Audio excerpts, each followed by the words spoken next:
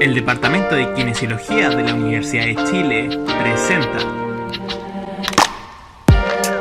KineoVid. Nos juntamos, nos preparamos. Hola, ¿cómo están? Hola, hola. Este es el noveno capítulo de KineoVid 19, nos juntamos, nos preparamos. Y cada uno desde nuestras casas realizamos el programa de hoy, siendo martes 19 de mayo del 2020. Esta vez Jorge nos acompaña en la cámara. Aquí estamos. Y bueno, en este capítulo hablaremos sobre dilemas éticos en tiempos de pandemia. Por ello, en este capítulo también hemos decidido realizar un editorial para plantear puntos. En primer lugar, hemos decir que esta situación es muy grave. Estamos viendo algo muy grave, exige lo mejor de cada una de las personas que conformamos esta sociedad. Estamos muy cerca de la capacidad de carga de nuestro sistema de salud, de nuestras redes de salud. Y por lo tanto, la solidaridad y la equidad en el sistema de salud es algo vital. Quienes conformamos equipos de salud somos personas. Acá no existen los héroes. Sufrimos, extrañamos y nos duele cada pérdida. Esto lo sacamos adelante juntas y juntos. Especialmente en estos momentos no podemos perder la humanidad. Ahora más que nunca debemos conformar una red de apoyo en los trabajos, en las amistades y las familias. Justamente porque la muerte del COVID-19 tiene rostro de desigualdad. Debemos actuar con todas nuestras fuerzas, recursos o habilidades para evitar replicar la desigualdad y la mortalidad en la vida de las personas. Esto no puede seguir así.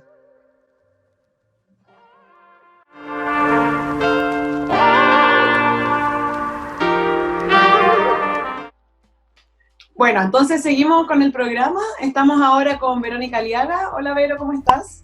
Hola Trini, hola Álvaro. ¿Cómo estás? Ella es kinesióloga, es magíster en bioética también y académica integrante de la línea de salud pública y gestión del Departamento de Kinesiología.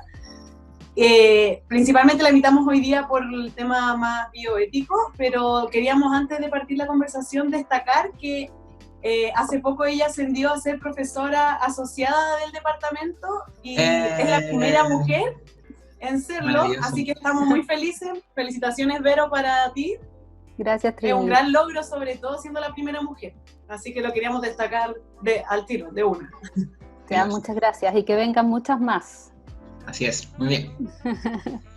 Perfecto. Bueno, dentro de la conversación, Vero, no sé si me parece que partamos conversando sobre qué es un dilema ético, ¿no? Porque con tu formación bioética, ¿qué es un dilema ético que aparece tanto en la televisión o en las pantallas? Sí, la verdad es que este concepto se ha utilizado bastante desde hace mucho tiempo, no solo ahora en el contexto de la pandemia. Se ocupa bastante en el ámbito de la bioética clínica, de la bioética de la investigación y también de la bioética cuando se aplica al ámbito de la salud pública. Y a lo que se refiere en términos generales es a una situación que genera el choque o el conflicto entre sistemas de valores, digamos, valores y principios, de eso estamos hablando, ¿verdad? ¿Pero como personales o también macros? Así ambos, como valores. ambos. Cuando hablamos de bioética clínica, lo específico, cuando estamos hablando de la atención de un determinado paciente, usuario y su contexto familiar y el grupo médico que le atiende, claro que estamos hablando de valores personales y familiares quizás. Pero ahora que estamos en tiempos de pandemias, habitualmente los sistemas de valores o principios que guían la toma de decisión, estamos hablando de los valores institucionales también un poco. Claro. En este caso, de los sistemas de salud propiamente tal, que tienen ciertas tareas que cumplir, cierta toma de decisiones que puede resultar compleja, versus los valores de los equipos médicos y eventualmente los valores de los pacientes y sus familias. Entonces, cuando se habla de dilema ético en el ámbito de la salud pública, que es un poco el escenario en el que estamos en este momento, son valores y deberes institucionales. Entonces, claro, cuando uno ve a la autoridad sanitaria hablar de la toma de decisión y de cómo se van a distribuir los recursos, ya sea de infraestructura, recursos humanos, dineros disponibles, evidentemente ahí hay valores institucionales que se ponen en juego y que se suelen encontrar o chocar con valores que tienen los equipos médicos, que son los que hacen la pega, y en última instancia los pacientes y sus familiares. Por eso es que se generan estas tensiones éticas, es porque valores entran en conflicto. Por ejemplo, lo que tú has visto en la pandemia, ¿hay algún dilema ético que tú puedas decir que ha ido o algunos que han ido apareciendo? Varios. Y yo creo que cada vez se va a ir conversando más de ellos, a lo mejor no con ese nombre tan académico, ¿no? Claro. En el ámbito de bioética... Conflicto existencial. Conflictos, tensiones, claro, conflictos sociales incluso, ¿por qué no decirlo? ¿Sí? Si finalmente es eso, cuando hay un conflicto individual, personal, institucional o social, estamos hablando también de choques de valores, o sea, una persona o un grupo de personas tiene determinados valores y principios y tareas que cumplir, y por otro lado otro grupo de personas, otros valores y otras expectativas también, y esas son las que chocan y se genera el conflicto. Claro. Entre los más frecuentes que hemos podido observar en las últimas semanas a propósito de la pandemia, hay un grupo súper interesante de dilemas que se llaman, desde el punto de vista académico, obviamente no sale así en el diario, que se llaman dilemas éticos del final de la vida, ¿sí? Y hemos visto cómo en la prensa se han dado distintos nombres, algunos no los más correctos, para referirse a este conflicto de valores que estamos viendo que las instituciones y los equipos médicos versus los pacientes y sus familias han visto en el momento en que hay que tomar decisiones al final de la vida, ¿sí? Cómo hacemos, cómo procedemos, etcétera. Hay otro conjunto de problemas que se está dando, aunque ustedes no lo crean, en el ámbito de la investigación, ¿sí? Proyectos que han tenido que detenerse o caerse, muchos fondos también, fondos que están destinando exclusivamente a proyectos que tienen que ver con COVID, y que a lo mejor otros grupos de investigadores dicen, chuta, tanto que he peleado por un fondo, tanto que me he esforzado postulando, y ahora van a darle prioridad a este otro grupo con fondos que son estatales, ¿ah? Ojo, hay un concurso que abierto extraordinario del que hasta ahora. Claro, ANID ex CONICYT, que están destinando fondos exclusivamente a investigación por COVID, y eso tiene a cierto grupo de investigadores así diciendo, chuta, pero que es que no habían fondos, y como cuando yo postulo para un proyecto en, no sé, cáncer, no hay, y etcétera. Y eso igual entraría, entonces, como que tengo esta duda, como dentro de lo ético igual entraría en cómo el gobierno, por ejemplo, distribuye los recursos cualquiera sean estos o no. Es que de eso estamos hablando finalmente, de distribución de recursos, o dicho en el idioma de la bioética, y claro, de justicia distributiva un poco, ¿no? Entonces, claro, porque lo hubiese pensado eso como algo ajeno, como económico, no sé, como que no lo, así como decisión de valores, pero, o sea, de números, de plata, más que la justificación ética que hay detrás, en verdad, para poder decir, sí, yo quiero destinar tanto dinero acá o tantos recursos allá. Claro, es una decisión ética al final, porque te está diciendo dónde tienes tus prioridades y en última instancia tus principios, ¿sí? Entonces, detrás de toda investigación debe haber un correlato ético, es decir, no solo la ética del consentimiento informado, no te estoy hablando de eso, te estoy hablando de la relevancia social que tiene una determinada investigación. Entonces, claro, todos los recursos se están desviando ahora para allá. Bueno, en realidad no me atrevo a decir todo, pero un monto importante de dinero se va a desviar hacia allá.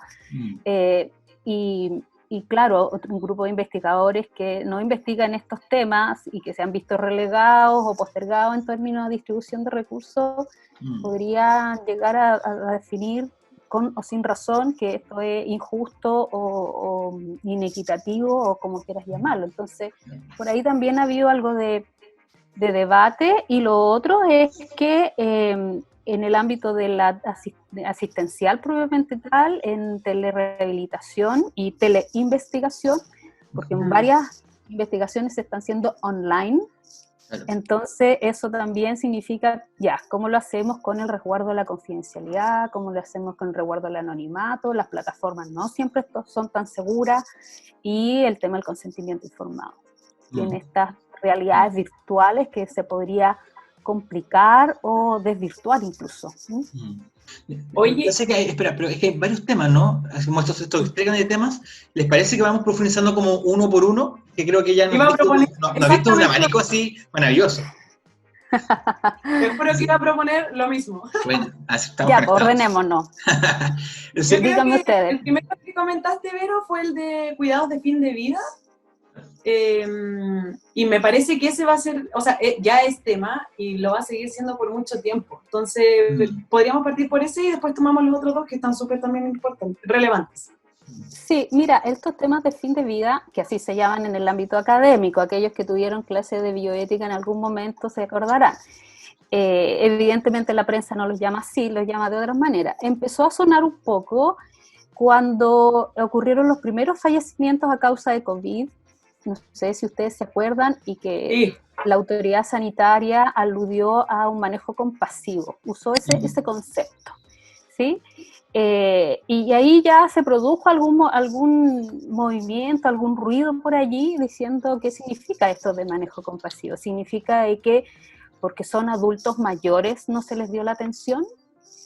Otros pensaron también, ¿será porque son personas de escasos recursos y por eso no tuvieron la atención? ¿Será porque tenía patologías previas y por eso no le dieron atención? Porque finalmente a lo que se aludía era a que no se ingresó en una unidad de cuidados intensivos y tampoco se conectaron a ventilación mecánica. Claro, Eso es lo que se entiende o lo que se interpreta, ¿no? Como que fuera como que tuvieran pena. Era así como, bueno, De ¿verdad? compasión, ¿no? Sí. Sí.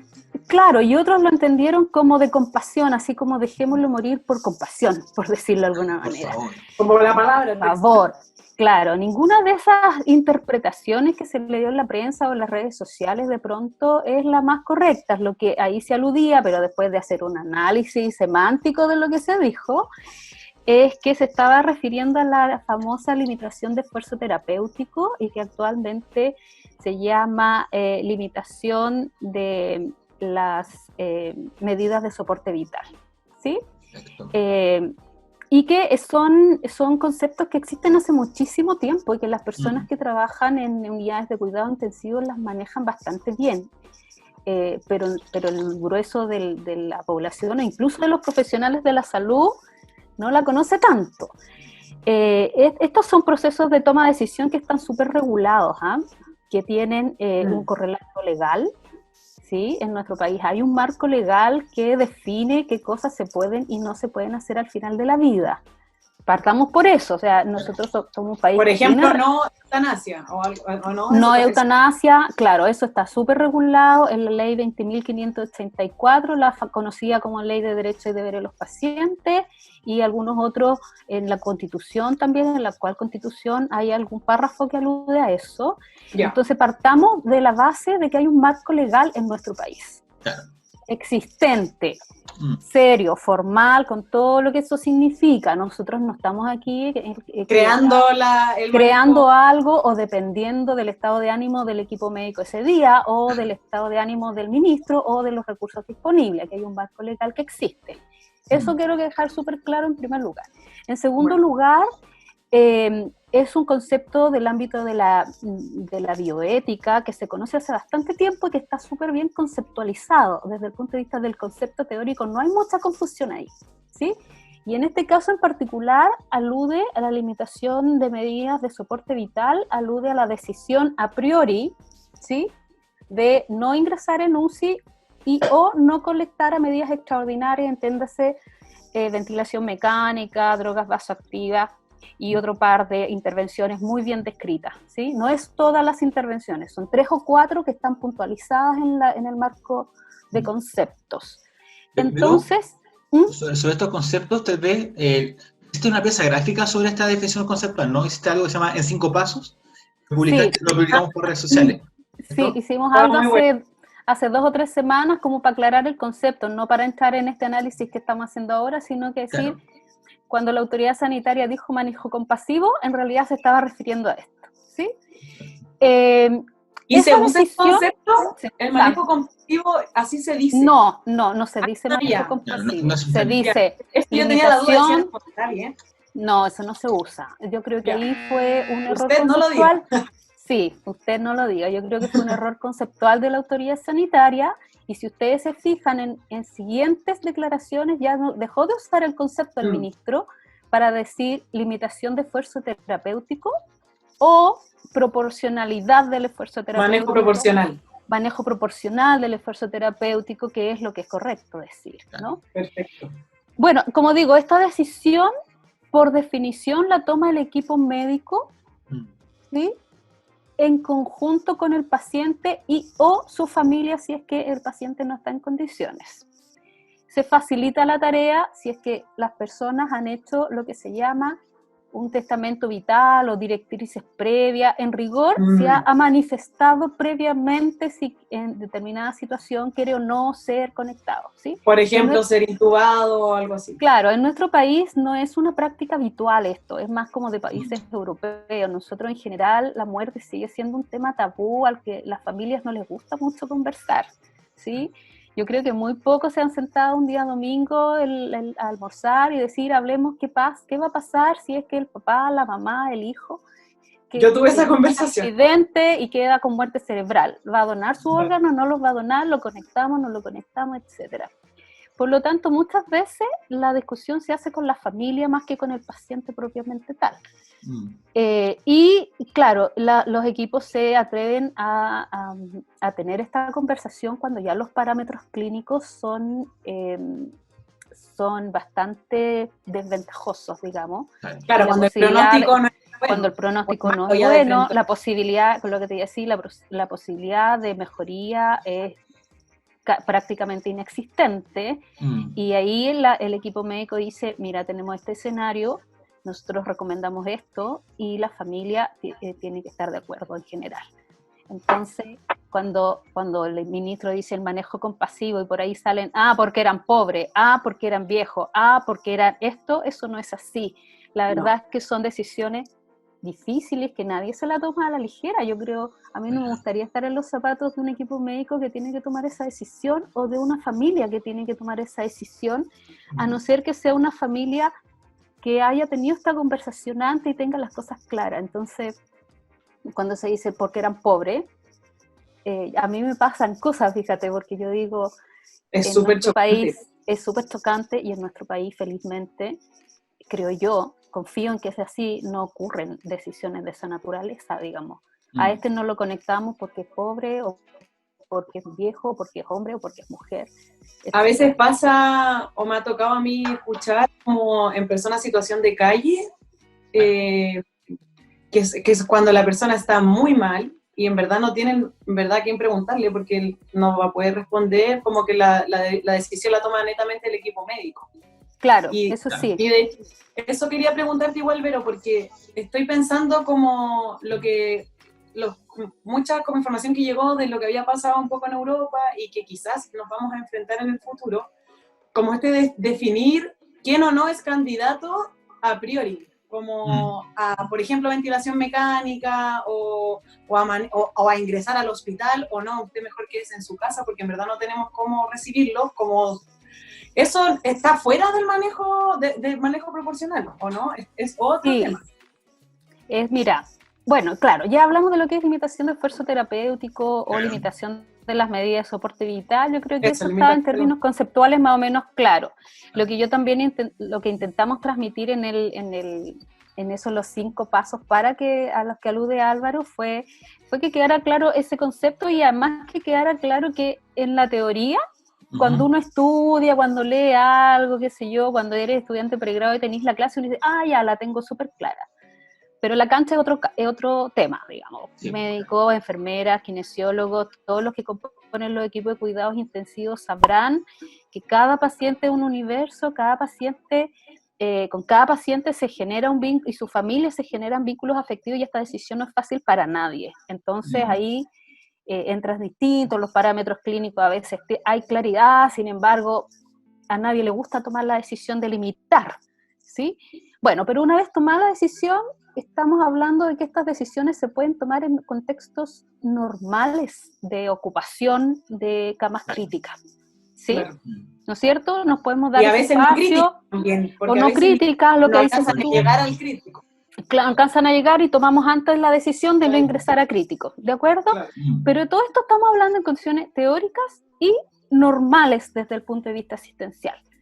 pero yo creo que al dilema que nadie quiere llegar en ningún país del mundo, ninguna autoridad sanitaria, ningún equipo, ninguna familia, al dilema que se ha estado nombrando en los últimos días, que se llama la última cama, ¿sí? Pero estamos hablando de situación extrema, como te digo, la limitación de esfuerzo terapéutico, todo lo que acabamos de hablar es cuando las condiciones están normales, las camas críticas existen, y estamos tomando una decisión difícil, pero calmos, ¿sí? Claro. Distinto es el escenario que se está describiendo, que entiendo que ha ocurrido ya en algunos países o ciudades europeas, el dilema de la última cama, que como tú dices, Trini, tiene que ver cuando ya tienes un sistema colapsado, quebrado, o sea, ya quebrado, ¿sí? Claro. Y por lo tanto, la red asistencial, que acuérdate que esto, tú lo sabes bien, Trini, se coordina a nivel nacional, incluye los sistemas públicos, privados, regiones, etcétera. De hecho, en estos días se han estado trasladando pacientes desde la metropolitana a otras regiones que están con camas críticas disponibles, pero significa que a lo largo de todo el territorio aún hay camas. Cuando se habla de la última cama es cuando en todo el territorio queda una o dos. Pero, ¿sí? por ejemplo... Cuando tienes un sistema quebrado, entonces Claro. ahí la decisión es ¿a quién se la doy? Perfecto. Pero, por Y ejemplo, ahí yo no sé ayer, si... ayer por ejemplo, tuvimos un hospital público donde la gente no entraba al hospital, sino que estaban como en una ambulancia, ¿ya? Y no era una, Sí, sino que eran varias. Lo vi. Solamente como por un tema de precisión, ¿no? Como que evidentemente que hay un dilema ético también. Tal vez todavía no estamos en la última cama, ¿no? Todavía estaríamos en la duda de si entramos a Yo esa tengo fase o no. entendido que no estamos en última cama todavía, que todavía la red Perfecto. asistencial no está quebrada porque felizmente hay regiones que todavía tienen camas disponibles. Estamos hablando tanto de camas hospitalarias como de camas críticas, lo que decía Trini hace unos minutos. Claro. Por lo tanto, claro, en activar la red, en decir, ya, este paciente va a donde va, lo dejamos aquí, lo trasladamos a Conce, a Coquimbo, a donde fuese que hay cama, arma el operativo para poder trasladar, Claro. que eso igual toma tiempo, es complejo, es súper difícil, es súper estresante para los equipos. En estos últimos días los equipos sanitarios han estado, pero al borde. Pero entiendo que todavía no estamos en el dilema de última. Pero igual, por ejemplo, ocurre cuando las urgencias colapsan, como que no sé si se alcanza a tomar la decisión como de la última cama, incluso habiendo camas adentro, no sé, es raro lo que quiero explicar, pero si por ejemplo yo tengo cupos en mi hospital, tuviera 10 camas disponibles, pero tengo 50 personas adentro graves, 50 personas afuera esperando graves, y yo solo puedo dejar entrar 10, sé que estos otros 40 no los voy a alcanzar ni siquiera a mover. Sí. Eso no se llama dilema de la última cama, porque claro, hay camas, pero igual la persona, tengo que tomar la decisión de si a quién ingreso, porque tengo que ingresarlo rápido, porque si no se va a morir igual. Sí, claro, la verdad es que esto de la última cama es una metáfora, ¿no es cierto? Sí, claro. Como tú dices, pueden ser 1, 2, 10, pero afuera Claro. tienes 50. Lo que tú dices, en rigor, el dilema propiamente tal es a quién ingreso. ¿Sí? Exacto, eso. Es a quién ingreso. Entonces, ¿qué ocurre? Que en general las decisiones se toman por parámetros clínicos de gravedad, como dices tú, quién tiene que ingresar antes porque está más grave y el otro puede esperar. Entonces son criterios clínicos y de gravedad y de recuperabilidad del tiempo que tengamos para poder reaccionar, ¿sí? Claro. ¿Qué es lo que existe en el inconsciente colectivo? Un poco parecido a lo que los mencioné hace un ratito atrás, que van a dejar entrar a los con plata, a los que puedan pagar, a los que son de ISAPRE, a los más jóvenes y dejar fuera a los más viejos, a los hombres y dejar afuera a las mujeres, a los chilenos y dejar afuera a los migrantes. Eso es lo que existe en el inconsciente colectivo, por ponerles algunos ejemplos, ¿no? Pero yo la verdad ahí no hay a diferencia de la limitación de esfuerzo terapéutico, donde hay un marco conceptual claro, hay un diagrama de flujo para la toma de decisión, en este dilema de la última cama es muy nuevo. Esto es en contexto de la actual pandemia. Entonces, no hay literatura al respecto que diga, que dé un procedimiento de toma de decisión. Sí, claro. Entonces, yo entiendo que cada hospital está preparándose. He hablado con un par de intensivistas, hoy día además, Por otra cosa, supe más o menos cómo se están coordinando las camas críticas a lo largo del país, así en términos muy generales, por supuesto, pero yo creo que... Pero entiendo que en los últimos días, o sea, no en los últimos días, en las últimas semanas, los equipos se han estado preparando no solo técnicamente, sino que también ética, legalmente, para poder enfrentar esta toma de decisión. ¿Cómo se hace? No te lo puedo responder. Claro. Lo que el procedimiento habitual tiene que ver con parámetros clínicos, lo que te acabo de decir, de gravedad, de que se elige el más se hacen los triads, en todas partes siempre ocurre eso es así, Claro. digamos, y aparentemente vamos a seguir trabajando así, hasta que el dilema es cuando tienes a dos pacientes en más o menos la misma situación y tienes un solo recurso para repartir. Entonces, yo espero que no ocurra eso en nuestro país. No, claro. O sea, Yo de verdad deseo que ningún equipo médico hospitalario en ningún lugar del país se vea sometido a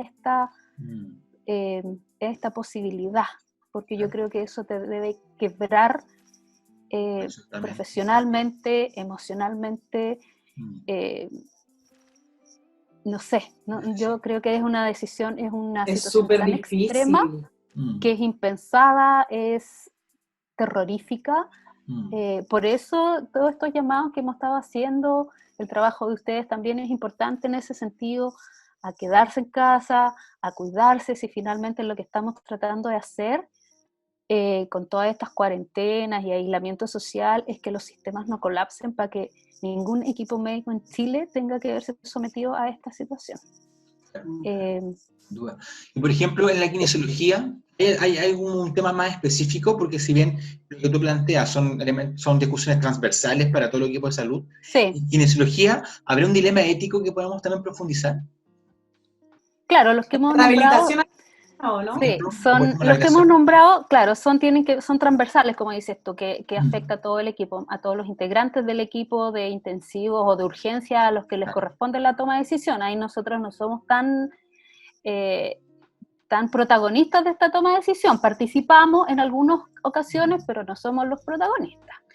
En el ámbito kine, ¿sabes lo que yo estaba viendo en los últimos días? El tema de la telerehabilitación. Sí, ese es un tema que nos ha movido bastante a los que hacen labores asistenciales. El tema de la investigación, que lo esbozamos también hace un ratito atrás, aquellos kinesiólogos que se dedican a la investigación también han visto un poco expuestos a esto, pero no sé si ahí hay un dilema ético propiamente tal. ¿Y sabes lo que yo he visto en los últimos días? He escuchado en realidad en los últimos días, pero tampoco que es exclusivo de kinesiólogos. Ahí ustedes me dicen en cuál de estos tres quieren ahondar después. Que nos estamos, que hay capaz que ahí tú tengas más información, Trini, que hay algunos lugares, algunos centros, algunas regiones en los cuales ya los kinesiólogos y kinesiólogas no están queriendo sumarse a los staff de atención clínica por temor al contagio. Entonces, como estamos teniendo colegas que están contagiados en este momento, un número importante, ya van a más de 100, 150 kinesiólogos contagiados a lo largo del país, u otros que están en cuarentenas preventivas porque han estado en contacto estrecho, ya sea con pacientes o con algún compañero de trabajo. Entonces están necesitando ingresar nuevos profesionales y ya se están quedando sin interesados. No sé si tú lo has escuchado, Trini. Sí, Entonces, está pasando. Primero porque, claro, como que la primera camada de gente, por lo que yo manejo, que se llamó, fue como que tenían el perfil necesario y la gente que podía ya, y ya como que primero había un nivel de personas que estaban capacitadas, por ejemplo, para manejo de pacientes más críticos, todos trabajando, o por lo menos del círculo así como que uno podía llegar. Sí. Y después, ahora he escuchado exactamente lo que dices tú, como que se está llamando a gente, pero están diciendo que no, que en verdad no están interesados. No. Y si tú te fijas, ahí hay un valor, ahí hay un dilema ético. Uno, claro, lo puede poner de otro nombre, pero si nos vamos a la definición que dimos al comienzo del programa, cuando hay choques de valores, entonces aquí hay valores personales también. Uno dice, ya, soy profesional de la salud, soy kinesiólogo, estoy comprometido con la salud de la población, etcétera, pero soy mamá, soy papá, soy hijo, no me puedo exponer al contagio porque tengo gente que cuidar, gente que amo, por último, no quiero exponerme. Entonces pasa... es válido también. Es válido también, basa los valores personales, no quiero contagiarme, versus los valores profesionales que me juré proteger y trabajar en pos de la salud de la población, y ahora que te necesitan, no estás. Entonces es como choque ahí. Como tú dices, es válido, ningún valor es ilegítimo, todos los valores son legítimos. Pero dentro de eso, no vale. Dentro de eso, cuando, está este dilema ético, pero también hay mecanismos como legales, como decir, al final el dilema ético se puede empeorar o ser puede ser mucha más fricción si te dicen, si tú no vas, hay sumario, o por ejemplo, ¿se puede presionar eso? O sea, uno puede decir, ¿sabes qué? Tú no me puedes presionar porque aquí hay un dilema ético, o yo no estoy dispuesto a que me cambien de función de cargo. Bueno, no sé si... es que ahí es un cargo dado, ¿no? Claro, ahí hay un cargo dado, que yo entiendo que aquellos profesionales que son contratados por servicios de salud y te tienen que reconvertir, ¿qué es lo que ha ocurrido? Tú tienes que hacerlo, digamos, claro, ¿sí? Que antes atendía la sala de trauma y ahora... El jefe diga, claro. Claro, es como el jefe diga, pero distinto es los kinesiólogos que estamos, por ejemplo, en el ámbito académico y que nuestro contrato tiene que ver con academia, que te vayan a presionar la autoridad para convertirte en un kinesiólogo asistencial en un centro que no es tu empleador, porque el empleador es una universidad y no el servicio de salud. Claro.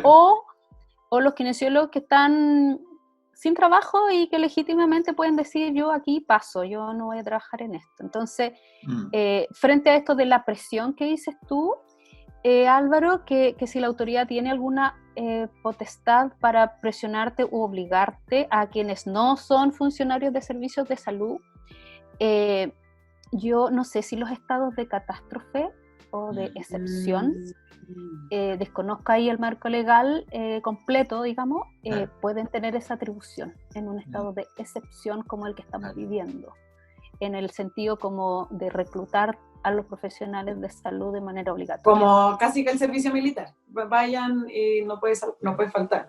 Sí, pues, como claro casi, ¿verdad? Exactamente. Yo no desconozco hasta dónde llega la potestad de la autoridad sanitaria en estados de catástrofes sanitarias como el que estamos viviendo. Entonces, que en algún momento a todos nos puedan llamar a servir. Por ejemplo. Y que los únicos que se podrían excusar son aquellos que tienen factores de riesgo demostrables y no porque me alata, no quiero contagiarme, digamos, ¿sí?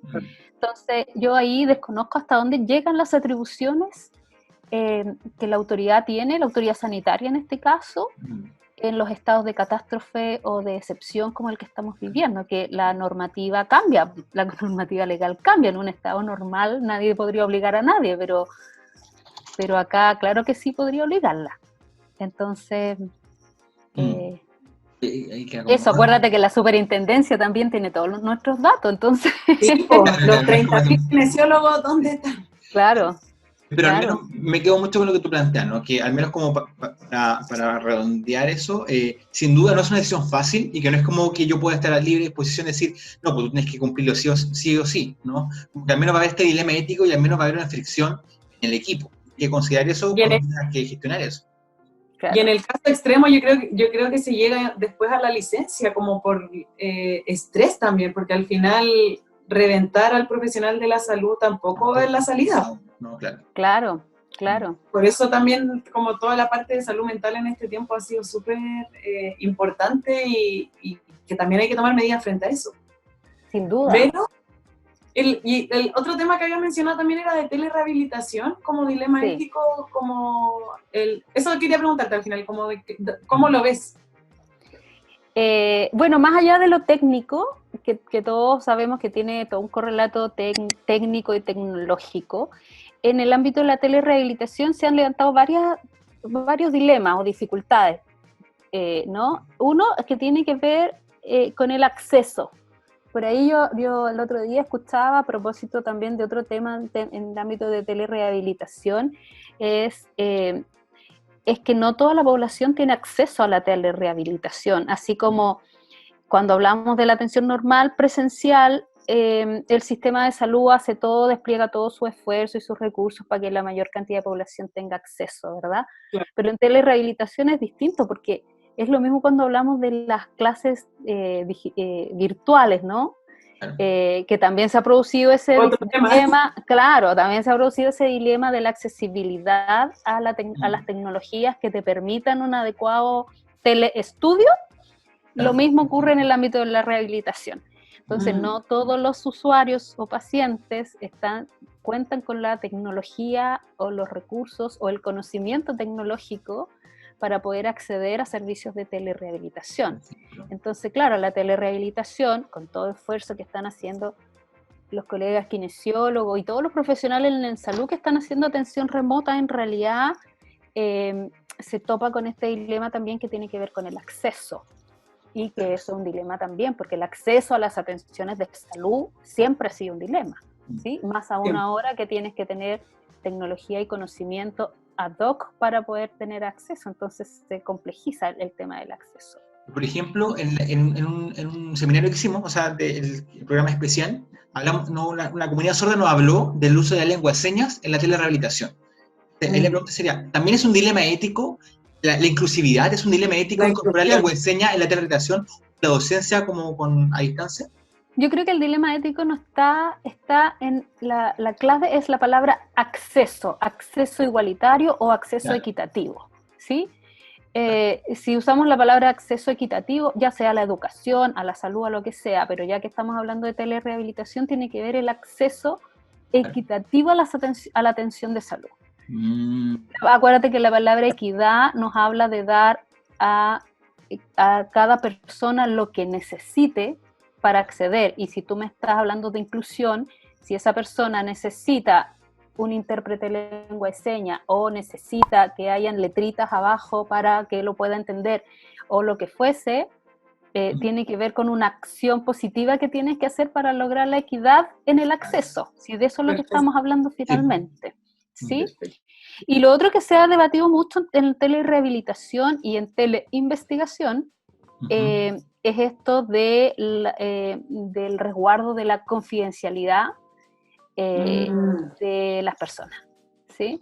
Porque hay algunos compañeros o colegas que con súper buena intención han estado utilizando Zoom, WhatsApp, teléfono, de todo para hacer las atenciones, súper bien, una vocación a toda prueba, pero todos sabemos que no siempre las plataformas resguardan adecuadamente la confidencialidad de la información, y ahí también hay alguna cosa, entonces... Ahí hay un dilema porque al final, ¿qué hago? Si no lo tengo tan seguro, ¿lo dejo de tratar? O igual necesita la retención y en verdad no tengo la opción que llamarlo por videollamada de WhatsApp, por ejemplo. Que hubo un tiempo te decía que en verdad no se recomendaba, pero no hay otro camino al final. Pero no hay otro camino, entonces yo ahí valoro, déjame decir que yo valoro ahí la iniciativa de todos los colegas a lo largo de todo Chile, que están ocupando su teléfono para hacer llamadas por WhatsApp, videollamadas, envíos de videos, lo que venga, para poder, distintas plataformas para poder otorgar la atención. Entonces yo ahí valoro ese esfuerzo y yo entiendo también que cuando ellos conversan con sus pacientes o usuarios le hacen notar todo esto. Entonces vamos a tener que acceder a su número telefónico, vamos a tener de hecho esa duda Vero tenía y que teníamos la pregunta como en el capítulo anterior que la dejamos planteada porque hemos leído harto y hemos conversado también sobre que se necesita como que la persona consienta el querer acceder a telerehabilitación, como hacer este proceso de consentimiento informado. Sí. Entonces, en lo técnico, ¿es correcto, por ejemplo? Porque puede que yo nunca jamás vaya a ver a la persona, entonces, ¿cómo hago el proceso de consentimiento informado si no puedo verla, no se lo puedo enviar, no lo puedo ir a buscar? Esa era una duda, y si quieres responder eso y te pregunto después la otra mejor. Mira, la verdad es que el consentimiento informado siempre se ha interpretado como que tiene que ser obligatoriamente en formato escrito y firmado. Eso. ¿Sí? Sí. Y eso no es así. Eso no es así, no es así, ni para lo clínico, ni Qué para... bueno saberlo. y menos para la investigación, aunque tú no creas, la investigación ofrece más posibilidades que el ámbito clínico. El ámbito clínico tiene un marco legal distinto que en ciertas intervenciones tiene que quedar en la ficha, con la firma y tal. Me voy a referir al consentimiento informado como genérico y después voy a hacer las salvedades entre el clínico y el de investigación. Tenemos ambas dudas, así que todo nos queda perfecto. Claro. En el ámbito clínico hay ciertas intervenciones que es obligatoria la firma del paciente y que tiene que quedar el registro de la ficha y eso. Son algunas, básicamente las quirúrgicas y algún tipo de procedimientos de mayor envergadura, digamos. Pero en el ámbito de la rehabilitación no es obligatorio por ley que quede una firma, ni mucho menos, sino que se trata de un proceso que es más bien ético que legal y que tiene que ver con hacer, por el respeto por la autonomía del paciente y las decisiones que toma sobre su propio cuerpo y su salud y sus intervenciones. Entonces, desde ese punto de vista, ese consentimiento puede ser oral, no hay ningún problema. Perfecto. Como que él diga, ok, sí, estoy de acuerdo. Okay, sí, estoy de acuerdo. Sí, pero, entonces que tú a través de un llamado... Él o el familiar en el caso de que la persona exacto, no pueda... le dices, mire, estamos en este contexto, tenemos esta posibilidad, necesitamos llamarlo a su casa, a su celular o por videollamada, como fuese, ¿usted está de acuerdo en que esto ocurra así? Y la persona te dice sí y no. Ahora, hay una cosa, cuando la persona ya te contesta el llamado, ve el video, te interacciona con su profesional a través del teléfono, del computador o de lo que fuese, es porque está consintiendo. Desde ese punto de vista, la telerehabilitación es más respetuosa de la autonomía que la atención presencial. Claro, me voy a colgar así como... Porque tienes que hacer una acción para aceptar ese llamado, para ver ese video, para prender la cámara y decirle estoy aquí en mi casa y estos son mis ejercicios. Tienes que hacer una acción. Entonces, si esa persona rechaza, simplemente no te da el número, no te contesta, te cuelga o lo que fuera. ¿Ya? O sea, claro, sería como hacerlo verbal está bien, pero ¿sería más correcto igual dejarlo escrito o no crees que sea necesario? En función de que, como decían antes, no es un requerimiento legal el tener el consentimiento. Yo no me entramparía en hacer burocracia en estos momentos. Yo creo que estamos en un espacio donde todo el mundo, de cualquier ámbito, está dando su mejor esfuerzo. Entonces, particularmente los profesionales de la salud. Entonces, yo no le pondría trabas burocráticas, de verdad. Yo me centraría en otorgarle el mayor beneficio posible al paciente, usuario y a su familia. Más que en el papelito firmado. De igual modo, en la administración pública siempre es bueno también a veces escribir esos elementos, como existen estas modalidades, como declararlo, porque a veces... O lo puedes escribir en la ficha clínica. Por ejemplo, claro. Es decir, se conversa, exactamente, se conversa con el caballero, la señora y con su familia, se le explica de qué se trata, consienten a través del llamado telefónico y por lo tanto iniciaremos tal intervención o tal protocolo de atención o lo que fuese. Entonces, pero eso tú lo escribes en tu ficha para registrar lo que hiciste, pero no es que eso necesita tener la firma del paciente. Y la otra, iba a hablar de teleinvestigación también, ¿no? De la investigación, sí. En las últimas semanas hay investigaciones que previamente estaban diseñadas de una manera y que han tenido que cambiar su método de recolección de datos, básicamente. Y también hay proyectos nuevos que se están planteando desde el inicio como con recolección de datos online, ya sea a través de encuestas, de entrevistas, de recolección telefónica de datos o lo que fuese. Y ahí, fíjate que es más complicado el tema del consentimiento informado que en el ámbito clínico, como lo que acabamos de conversar, porque ahí sí que la ley te exige consentimiento informado con firma o con registro formal, ¿sí? ¿Qué es lo que yo he visto que se está proponiendo? No estoy de acuerdo con todos, pero estas son las iniciativas que se han levantado. Algunos proponen que sea en registro de audio o video grabado, ¿sí? Entonces, por ejemplo, yo, investigadora, te invito a ti, Trini, como potencial sujeto, nos reunimos en una plataforma, entonces te digo, te explico de qué se trata, y tú me dices, yo, bueno, recibí toda la información y consiento, y yo te dejo grabada. en audio y video. Ya. Una opción. Claro. Una opción. Claro. A mí no me gusta mucho porque creo que altera el anonimato. Porque si tengo que demostrar que tú me consentiste, tengo que mostrar tu cara, tu nombre. Entonces tú me tienes que decir, yo, Trinidad, Ruth, tanto, me entregaron la información, hice las preguntas y consiento participar, y el anonimato se pierde porque todos te vieron con nombre y Ruth e imagen, ¿sí?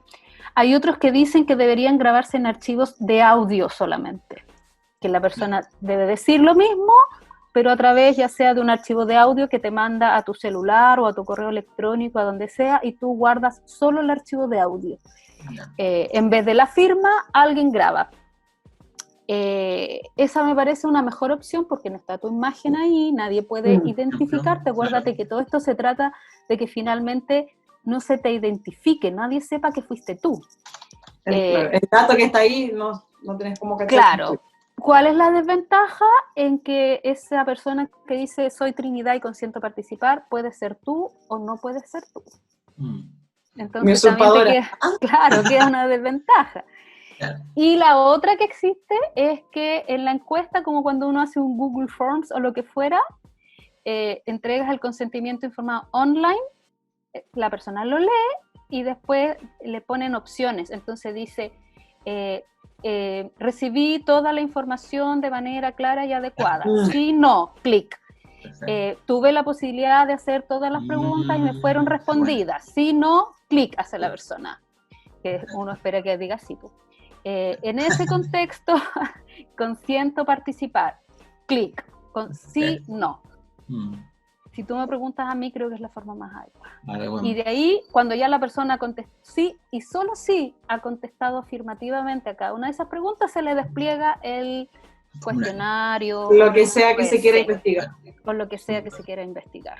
Sí. Y, Vero, y por ejemplo, alguien quiera aprender más de este tema o quiere formarse, ¿qué línea puede tomar en esta situación? ¿Dónde puede sacar eso? Lo primero que debería visitar es el Ministerio de Salud, ¿Ya? en su unidad de ética de la investigación, que perfecto. es la que regula a todos los comités de éticas acreditados del país. Perfecto. Y ver las últimas instrucciones para contexto de pandemia. Acuérdense que estamos hablando siempre del contexto de pandemia, ¿verdad? Y si no, acercarse a su comité de ética acreditado amigo. Perfecto. Claro, así corresponde. Más cercano, a su comité de ética más cercano. No, al que le corresponda. Comité de ética responde. Y hacerle la consulta, claro. Perfecto. Ahora, si no quiere hacer consulta a priori, lo otro es que envíe su proyecto al comité de ética, el comité de ética lo va a revisar y si tiene reparos se los va a hacer notar. Entonces le va a decir la forma en que usted propone el proceso de consentimiento informado no es la más apropiada, se recomienda tal y tal cosa, y ahí le van a decir lo que tiene que hacer. Bacán. Si el comité sigue teniendo dudas o el investigador sigue teniendo dudas, existe la posibilidad que el investigador pida, o que el comité te convoque a una reunión específicamente para resolver todos estos temas, que como digo, como son tan nuevos, no todos los investigadores lo manejan, y eso se entiende porque estamos investigando en un contexto extraordinario. No es de conocimiento habitual. Eso. Oye, Vero, muchas gracias por todo. Creo que ha sido iluminador la conversación. Quería preguntarte si es que te gustaría destacar algo de lo que hemos conversado hasta ahora, ya como para ir cerrando. Así como highlight, como mensaje para la casa. Que no olvidar. Yo creo que no solo en ética de la investigación, yo creo que en muchos espacios de la vida profesional, laboral, familiar, estábamos acostumbrados a una forma de vivir y de existir, de habitar el mundo, como dicen los filósofos, ¿no? Sabíamos todos perfectamente cómo habitar el mundo. Claro. Y esta pandemia nos ha demostrado que las certezas no existen en ningún ámbito de la vida, ni en el familiar, ni en el laboral, ni en el profesional, ni ninguno. Y por lo tanto, esta coyuntura también nos pone a prueba en términos no solo de nuestra inteligencia racional, sino que también de nuestra inteligencia emocional. Y por lo tanto, hacerse estas preguntas, que agradezco además de paso que no lo había hecho la invitación, y las preguntas también, se van a hacer cada vez más habituales este tipo de conversaciones, ¿sí?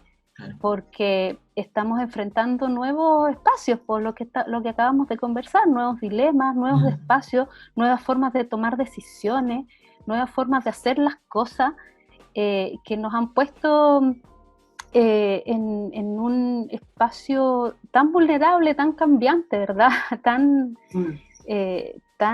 demandante desde todos los puntos de vista. Entonces, la detención ética de cómo me enfrento yo a esto como persona, como profesional, como pareja, como mamá, como papá, etcétera, debería convertirse en una costumbre.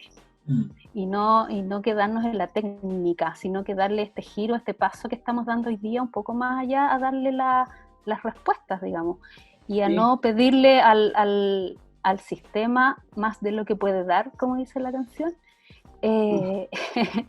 porque aquí estamos todos involucrados. No es el Estado totalizador el que nos tiene que dar todo, sino que estamos todos implicados, y cada una de estas reflexiones y preguntas nos ayuda un poco a entender, cosa uno, y a tomar las decisiones que nos toca tomar en nuestros respectivos espacios. Yo creo que eso podría ser el highlight. Súper. Buenísimo. Pero, y por ejemplo, en esta es como este llamado a la humanización, ¿no? Y como el autocuidado y a la conversación. ¿Cuál ha sido tu panorama favorito como cuarentena, o al menos tu espacio refugio ante todo lo que hemos visto? Mira, yo he sido súper estricta en el aislamiento social, desde el comienzo, desde el primer día. Me sobran los dedos de una mano para decirte las veces que he salido de mi casa. Sí, verdad, he sido súper estricta y todo. A mí, ¿qué cosa? Te voy a decir primero lo malo y después lo bueno. Lo que más me ha costado es no abrazar a las personas que quiero. Me he encontrado con un par de ellas que lo he evitado, lo he evitado solo para no sentir eso. Y se me hace un nudo en la garganta no poder tocar, abrazar, besar. Entonces, eso es lo que más me ha costado. ¿Cuál es mi panorama? Yo felizmente tengo la suerte de vivir en una casa que tiene un patiecito. Entonces hemos podido seguir almorzando afuera, tomar solcito, leer un libro sentada en el pastito, mirar el cielo y tomar sol, ¿cachai? Eso es. Los primeros días, cuando mi comuna no estaba en cuarentena, las primeras semanas con mi marido salíamos a hacer una caminata de 4 kilómetros que ya la teníamos medida. Hacíamos 2 para allá, 2 para acá, 2 en subida y 2 en bajada. Pero ya después que empezó la cuarentena en la comuna, no lo hice más. Okay.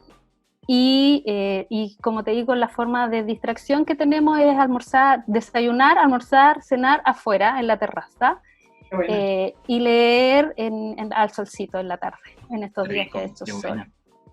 Eso es lo que he hecho. Muchísimas gracias. ¿Tienes algún comentario que quieras como sobre la sesión de hoy día?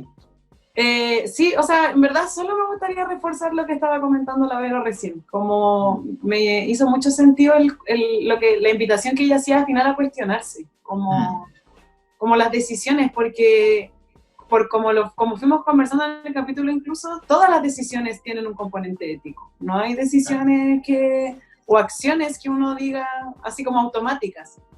Entonces, el cuestionárselas te invita al pensar como, claro, en verdad, ¿será esta la mejor decisión? Y puede que no sea lo correcto o sí, pero ya cuestionárselo te va a ampliar como sin duda, tu espectro y posibilidades de decisión también. Y el conversarlo con otras personas, a mí por lo menos me pasa que cuando hablo con el resto de la gente, me sirve mucho para aclarar y también entender otros puntos. Entonces, eso me gustaría destacar. Buenísimo, muchas gracias. ¿Vero, un comentario? ¿Cierre? No, nada, ya les hice todas mis reflexiones y reiterar el agradecimiento a esta actividad. Los felicito también por todo lo que han hecho este tiempo. Yo soy una seguidora de Kine Ovid, o sea, para mí está La Casa de Papel, y Quiñones. Ya sabemos que En tú ese eres la orden. ama. Yo Sí, soy la de hecho, ama. claro. Claro. Sí, así que nada, bueno, felicitarlos por esta iniciativa que, como les digo, creo que es una, de verdad, aparte de ser entretenido, creo que es un aporte lo que han hecho, de verdad se los digo de todo corazón. Y agradecer la invitación y la posibilidad de tocar estos temas que no son urgentes, pero son importantes. Súper. Absolutamente. Por lo tanto, ante estos temas urgentes o no tan urgentes, importantes o no tan importantes, hay espacio para comentarios acá abajo, con los comentarios de Facebook, Instagram, YouTube, como ya están de costumbre, y pueden hacer también algunos comentarios por interno si quieren, si tienen un poco de, no sé, vergüenza, también podemos responderlos y podemos entregar a Verónica, ¿ya? Eso, lo dijimos en la editorial del Muchas día de hoy. gracias, Vero. Muchísimas gracias, Verónica. De nada. Un tema importante para estos momentos tan graves y tan fuertes que estamos viendo cada uno de nosotros y nosotras, ¿ya? Así que eso, manténganse en casa, cuídense muchísimo, cuídense a su familia, que estén muy bien, cuídense, adiós. Chau.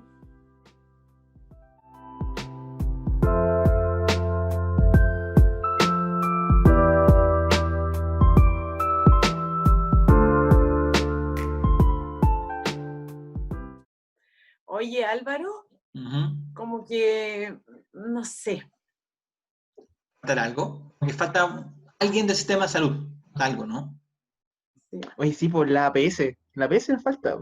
La APS. Que viene, próximo capítulo, invitación a la APS, ¿no?